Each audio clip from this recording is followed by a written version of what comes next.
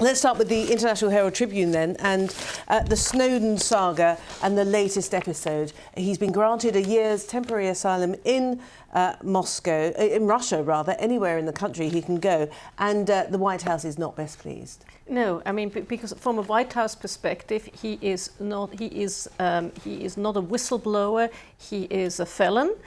And I guess from a Russian perspective, I guess Russia is sort of looking at this differently, and this is sort of another chip in the high stakes poker that Russia and the US are playing with each other.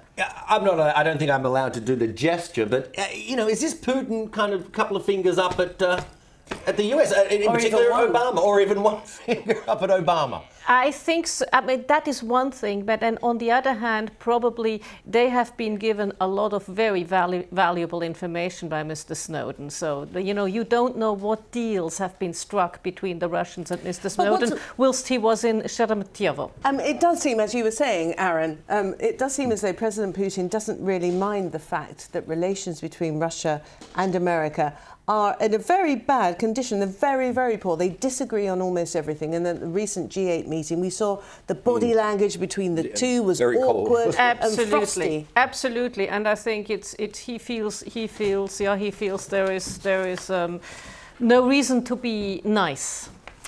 Well, an indication of the country that Edward Snowden is going to enjoy his 1-year asylum in. This is in the Moscow Times, and gay propaganda law to be enforced at games.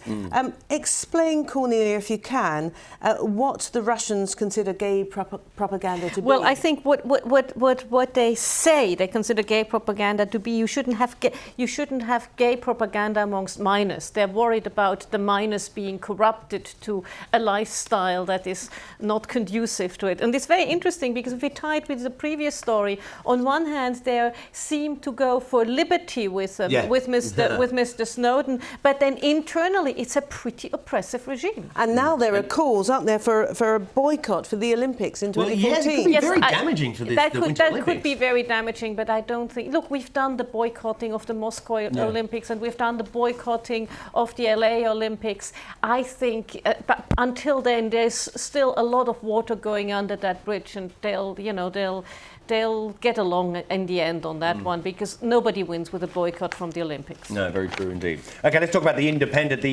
Now, this is the new stop and search spot checks at stations in hunt for illegal immigrants. Stop and search, a very controversial, of course, topic over here, probably many places, but certainly over here. But this one in particular is talking about, the hunt for illegal immigrants at stations. Yeah, it's odd, because you would say illegal immigrants will be hunted in in airports and in stations where you have a cross-border, such as Waterloo Station or places like that.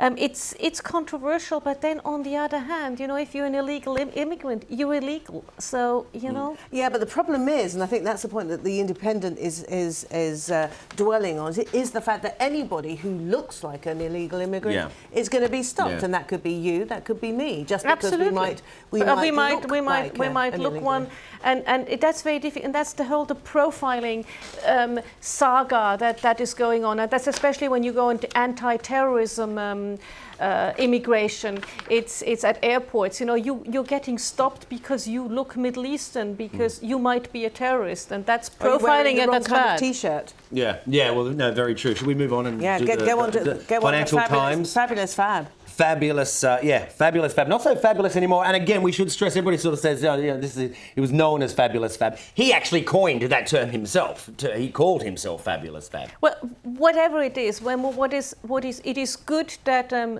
action has been taken, but as your previous package showed, it's the small guy. He's a relatively small junior trader that gets, and not the big guys. But it is this.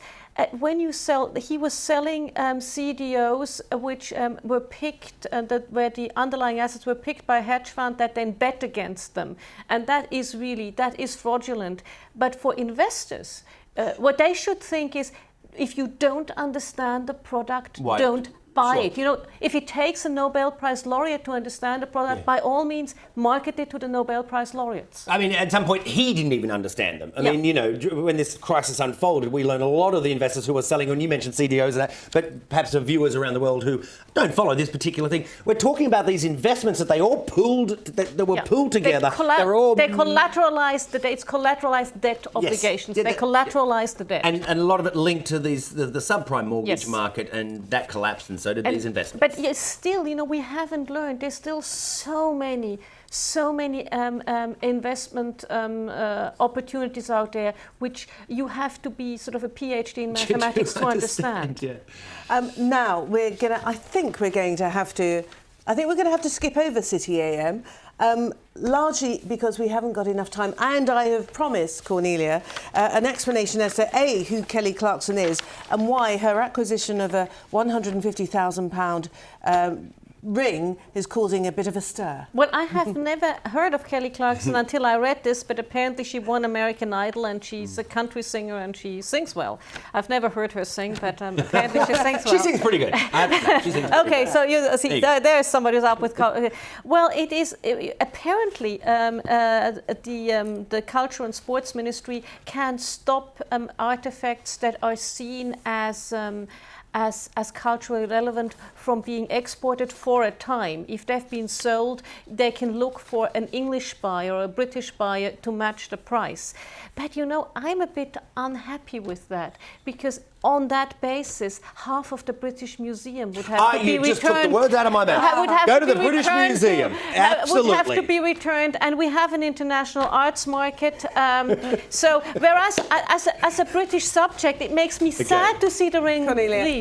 We have to stop it there. Thank you so much. You've got to go, Cornelia. Meyer. Well said, though. Leaving us with another strain of controversy. Thanks for being with us. Bye-bye.